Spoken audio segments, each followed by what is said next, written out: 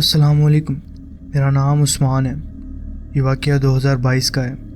اگست کا مہینہ تھا، ہم 4 دوست تھے، میں، طلحہ، رضا اور سعد۔ ٹرپ کا پلان کافی پہلے سے تھا، شوگران جانا تھا، 3 رات رکنا تھا، پہاڑ، جنگل، ٹھنڈ، بس یہی سوچ کے نکل گئے تھے ہم۔ کوئی نہیں جانتا تھا کہ وہ 3 راتیں زندگی بھر یاد رہیں گی ہمیں۔ لاہور سے صبح نکلے، مانسہرہ کراس کیا، پھر کاگان روڈ پہ چڑھے۔ جیسے جیسے اوپر گئے شہر پیچھے چھوٹتا گیا، سگنل گئے، دنیا گئی، صرف پہاڑ تھے، جنگل تھا اور ہم تھے۔ موڈ ایک دم زبردست تھا، گاڑی میں میوزک چل رہا تھا، باتیں ہو رہی تھیں، سب خوش تھے۔ شوگران پہنچے تو دوپہر کے 3 بج رہے تھے۔ ہم نے ایک کوٹیج بک کیا تھا، آن لائن دیکھا تھا، فوٹوز میں اچھا لگتا تھا، لیکن جب وہاں پہنچے تو پہلی چیز جو نوٹس ہوئی وہ یہ تھی کہ کوٹیج جنگل کے بالکل اندر تھا، مطلب شہر سے باہر، روڈ سے اندر، درخت ہی درخت تھے وہاں پر۔ باقی کوٹیج شہر کے قریب تھے، یہ اکیلا اندر کی طرف تھا۔ اونر نے کہا تھا پیسفل لوکیشن ہے، پیسفل تھا لیکن کچھ زیادہ ہی۔ اندر گئے، سامان رکھا، تھوڑی دیر آرام کیا، شام کو باہر نکلے، شوگران کا منظر دیکھا، وہ ویو جو فوٹوز میں آتا تھا، دور تک پھیلے ہوئے پہاڑ، نیچے وہ دریا کی آواز، اوپر کھلے آسمان میں ستارے، سچ میں خوبصورت جگہ ہے۔ رات کا کھانا بنایا، باتیں کرتے رہے، پھر سو گئے۔ پہلی رات بالکل نارمل رہی ہماری۔ دوسرے دن صبح اٹھے، ناشتہ کیا، جنگل میں واک پہ گئے۔ شوگران سے آگے ایک ٹرائل ہے جو سیدھا جنگل میں جاتی ہے، وہاں پر کافی درخت ہیں، سیدھی مٹی کی خوشبو، ٹھنڈی ہوا۔ ہم کافی اندر چلے گئے تھے، ایک جگہ پہنچے جہاں ایک پرانا اسٹرکچر تھا، پتھر کی دیواریں، چھت گر چکی تھی، اندر گھس گئی تھی شاید۔ کسی نے بتایا تھا وہاں پہلے ایک فورسٹ گارڈ کی چوکی ہوا کرتی تھی۔ سعد اندر گیا فوٹوز لینے، رضا نے اسے اندر جانے سے منع کیا۔ سعد ہنسا اور اندر چلا گیا۔ یہ چھوٹی سی بات تھی، ہم سب بھول گئے۔ لیکن رات کو واپس آئے، کھانا کھایا، سو گئے۔ رات کے قریب 1 بجے، یہ دوسری رات تھی، مجھے اچانک گھبراہٹ سی ہوئی اور میری آنکھ کھل گئی۔ کوئی آواز نہیں تھی، کوئی خواب نہیں آیا، بس آنکھیں کھل گئیں۔ میں لیٹا رہا، چھت دیکھتا رہا، باہر جنگل بالکل خاموش تھا۔ پہاڑ کی رات میں جب ہوا بند ہو تو ایسا سکون ہوتا ہے جو شہر میں کبھی نہیں ملتا، اور وہ سکون کبھی کبھی اپنے آپ میں ڈرا دیتا ہے۔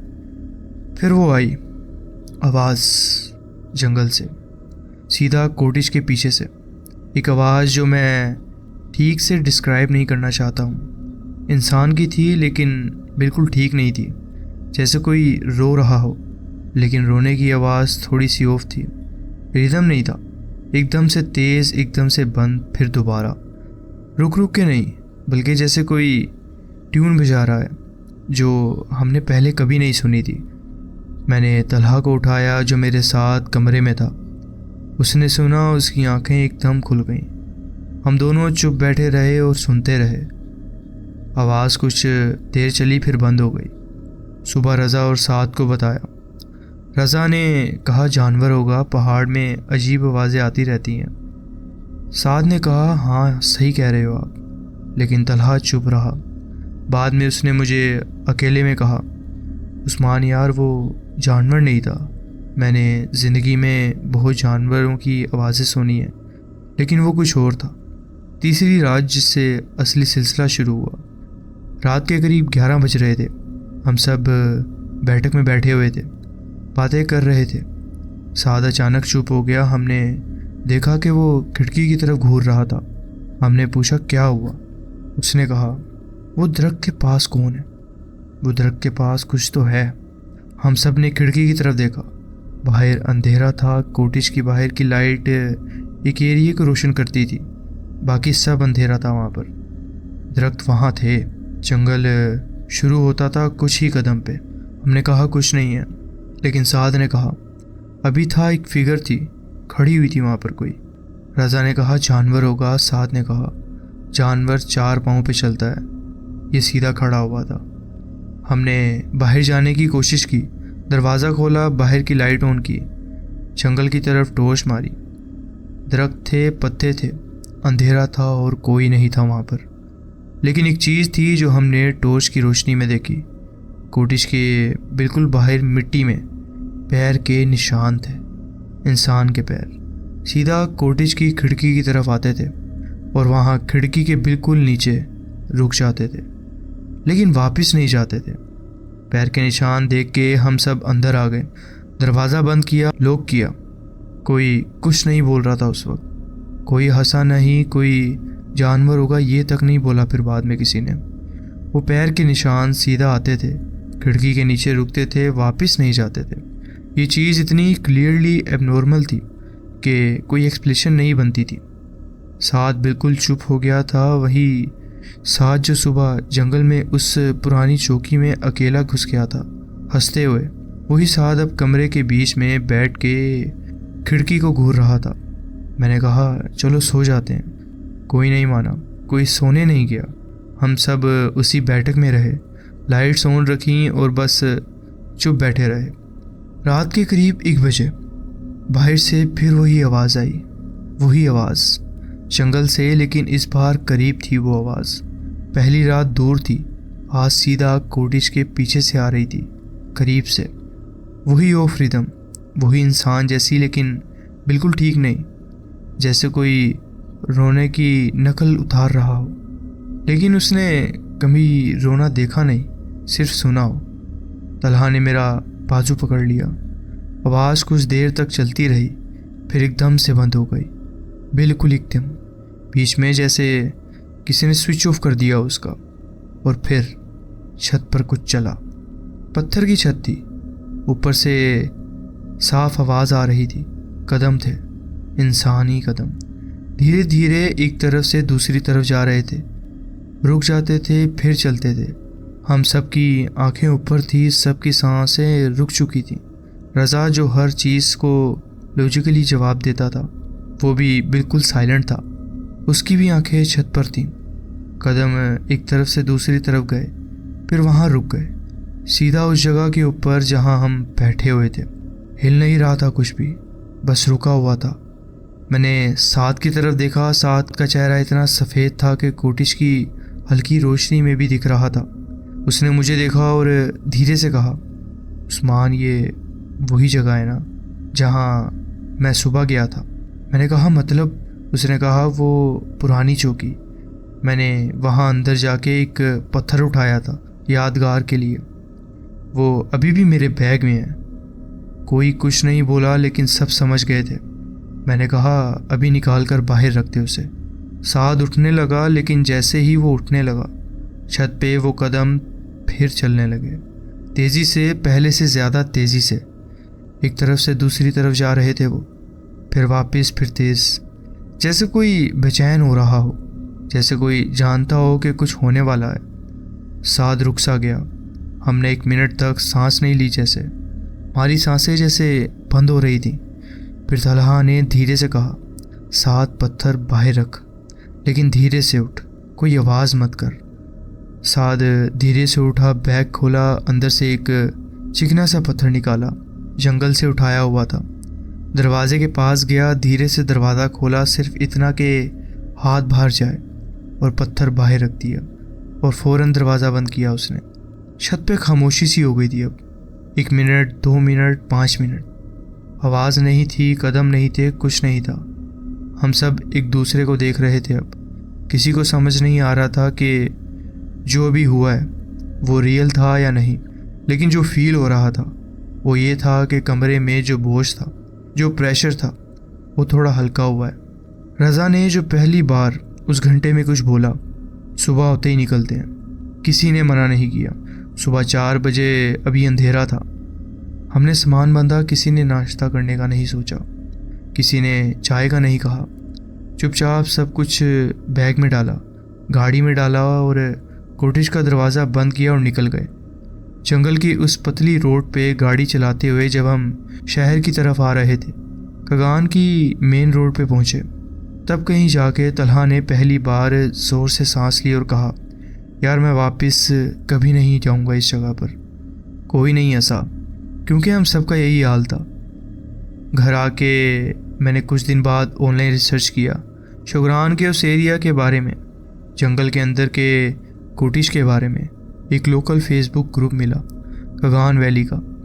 اس میں ایک پوسٹ تھی 2 سال پرانی، کسی اور بندے نے لکھی ہوئی تھی۔ اس نے لکھا تھا کہ اس جنگل میں ایک جگہ ہے جہاں فورسٹ گارڈ رات کو نہیں جاتے۔ اس پوسٹ کے کومنٹس میں کسی لوکل نے جواب بھی دیا ہوا تھا، صرف اتنا، وہ پرانی چوکی والی جگہ ہے، وہاں جو تھا وہ ابھی بھی ہے، وہاں سے کوئی چیز مت اٹھاؤ، جو آواز آئے اس کا جواب مت دو۔ میں نے ساتھ کو وہ پوسٹ بھیجی، اس نے دیکھی، پھر اس نے اتنا لکھا۔ میں نے جواب نہیں دیا لیکن پتھر اٹھایا تھا۔ وہ پتھر آج بھی باہر پڑا ہوگا، شاید جنگل میں کوٹیج کے دروازے کے پاس، اور وہ چیز جو چھت پہ چلتی تھی وہ ابھی بھی شاید وہاں ہو۔ خیر، یہ تھا میرا ایک واقعہ جو میں آپ کے ساتھ شیئر کرنا چاہتا تھا۔ جی بہت بہت شکریہ، آپ نے اپنی کہانی ہمارے ساتھ شیئر کی۔ بڑھتے ہیں اپنی نیکسٹ سٹوری کی طرف۔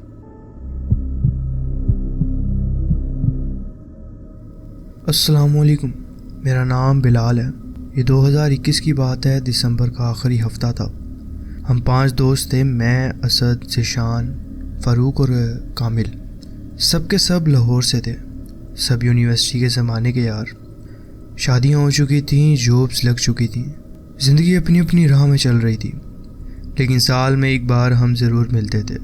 اور اس سال اسد نے آئیڈیا دیا کہ مری چلتے ہیں۔ دسمبر میں سنو فال کا سیزن، سب راضی ہو گئے۔ اسد کا ایک دور کا رشتہ دار تھا جس کا کوٹیج تھا نتھیا گلی میں، بالکل پہاڑ کے اوپر، شہر سے کچھ کلومیٹر اندر۔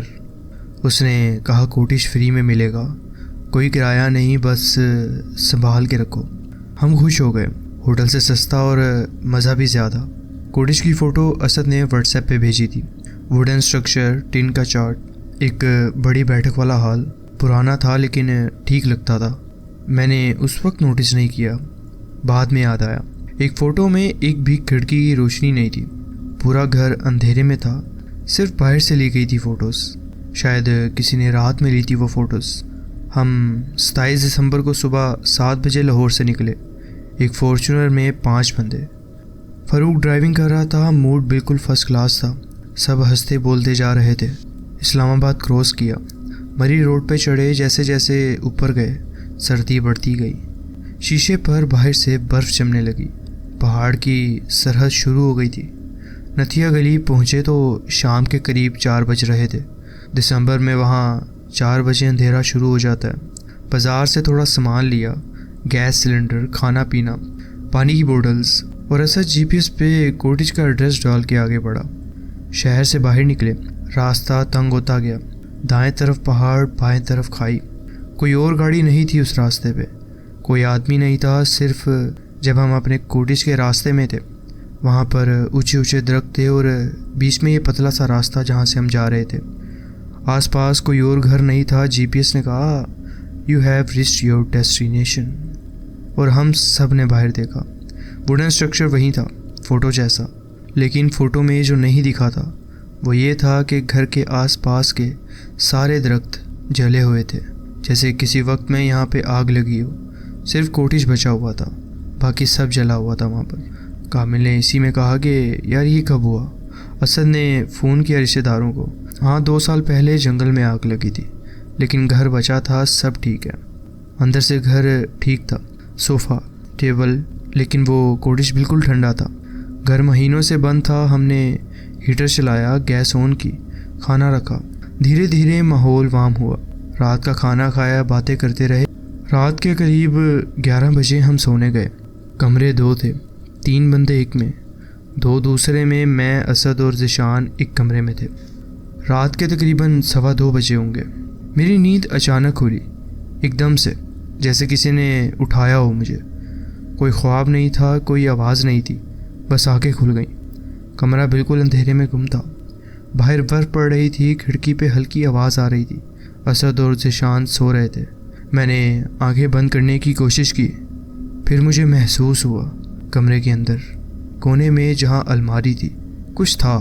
وہ فیلنگز جو میں پہلے بھی کبھی کبھی فیل کرتا تھا کہ کوئی دیکھ رہا ہے، لیکن اس بار وہ فیلنگ اتنی اسٹرانگ تھی کہ میرا پورا جسم ایک دم ٹائٹ ہو گیا۔ میں نے دھیرے سے آنکھیں کھولی، اندھیرا تھا لیکن اتنا اندھیرا نہیں تھا کہ بالکل کچھ نہ دکھے۔ باہر سے برف کی وائٹنس تھی جو ہلکی روشنی دے رہی تھی۔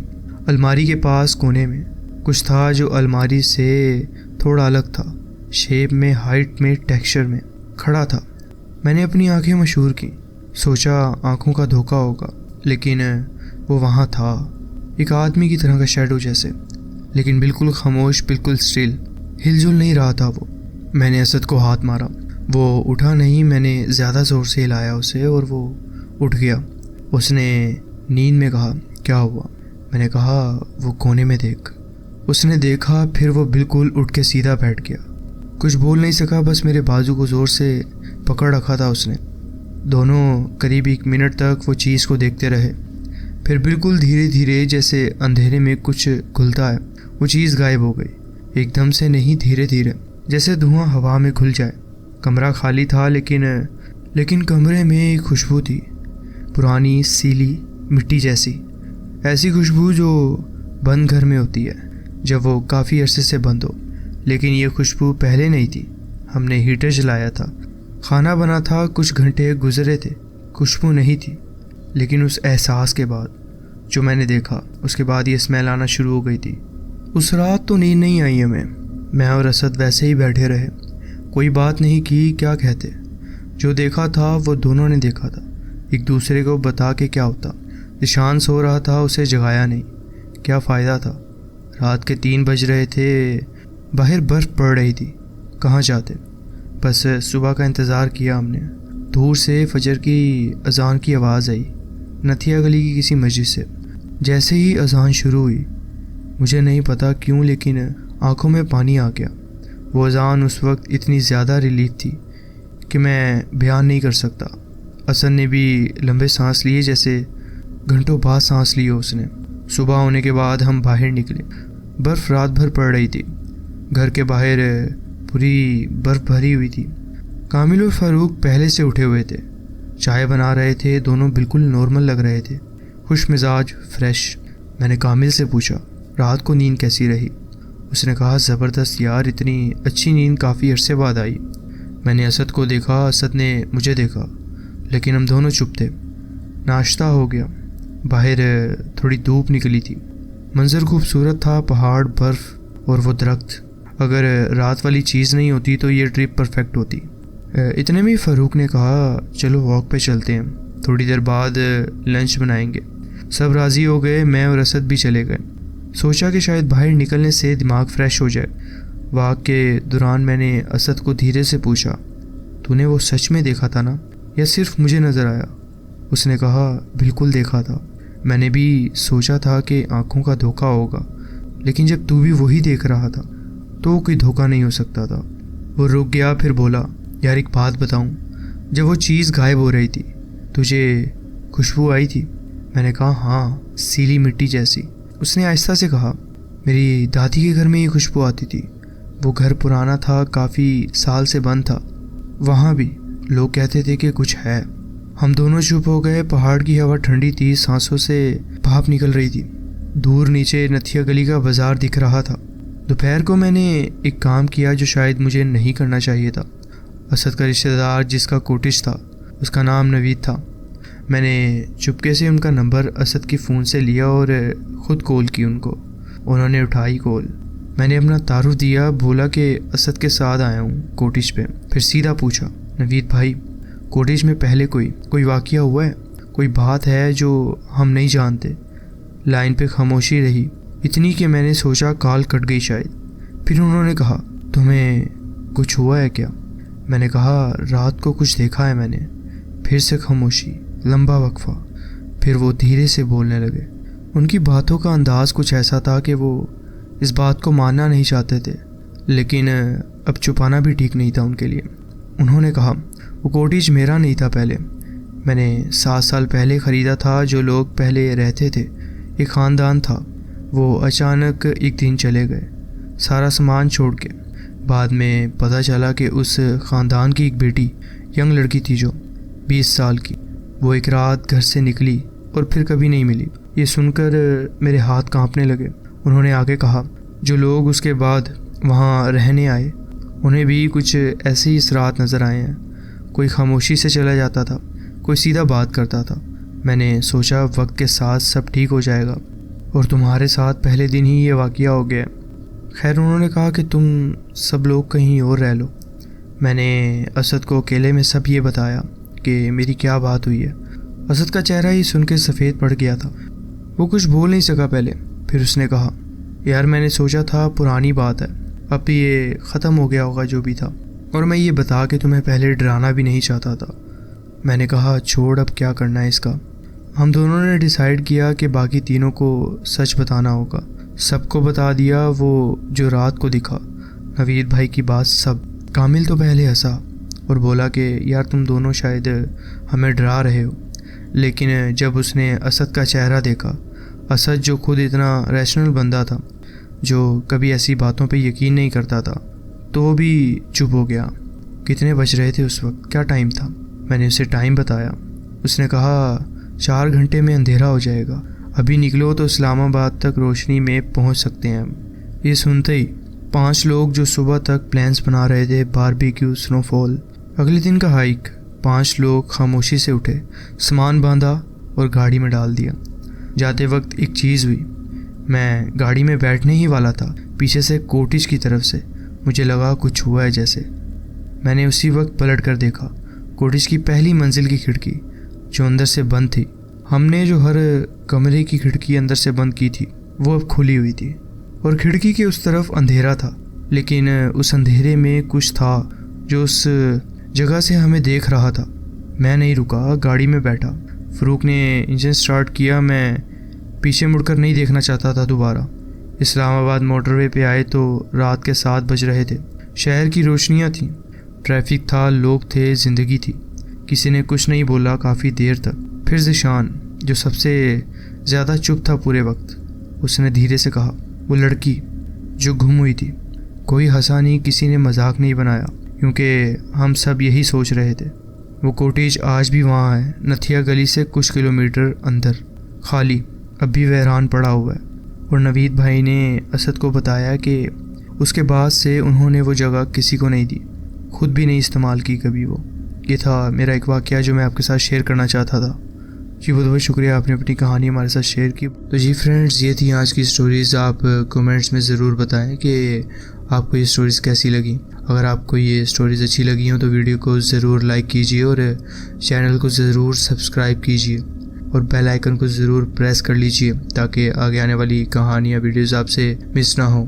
اپنا خیال رکھیں اور ملتے ہیں نیکسٹ ویڈیو میں۔ اللہ حافظ۔